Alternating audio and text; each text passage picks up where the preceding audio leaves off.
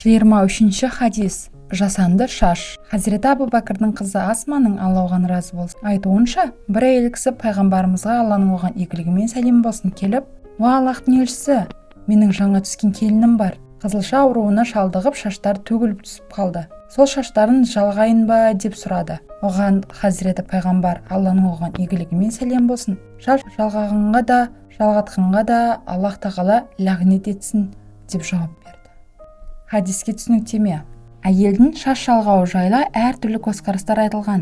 Сондықтан ғалымдар бұл мәселеге тартысып келген. Имам Малик пен көптеген ғалымдар шаш жалғауға қарсы болған.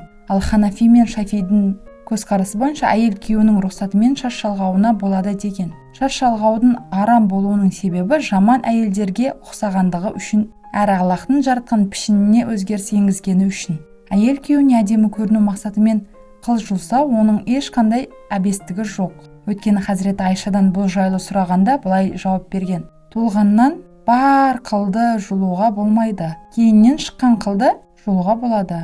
Бірақ күйеуіне әдемі көріну мақсатымен жұлынған қылдың ешқандай әбестігі жоқ. Мұсылманның Аллах тағаланың жаратқан пішінін ұнатпай өзгертуі арам болып есептеледі. Мұсылман еместерге ұқсауы да дәл солай. Хазіреті пайғамбар, Алланың оған игілігімен сәлем болсын, яхуди мен христиандарға ұқсамаңдар деп үмбетін оларға ұқсауына тыйым салған. Бұл жайттың өте маңызды екенін мына төмендегі хадистерден аңғаруымызға болады. Кімде-кім бір қауымға ұқсаса, ол солардан болып есептеледі. Бізден еместерге ұқсағандар, әлде ұқсағысы келгендер бізден емес. Мұсылман иманның берген байлығын өз бойында сақтап қорғай білуі қажет. Мұсылман өзге адамдардан абзал, яғни мұсылманның орны ерекше. Сондықтан өзінен дәрежесі төмендерге еліктеп, оларға қызығуға жол бермеуі керек. Егер де ол мұсылман бола тұра өзгелерге еліктеп, қызығушылық танытар болса, ислами тұлғалық мұсылманша қасиетінен айырылады.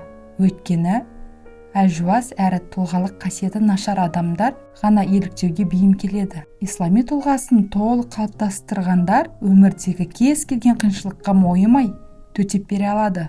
Өзгелердің сыны мен мазағына бой алдырмайды.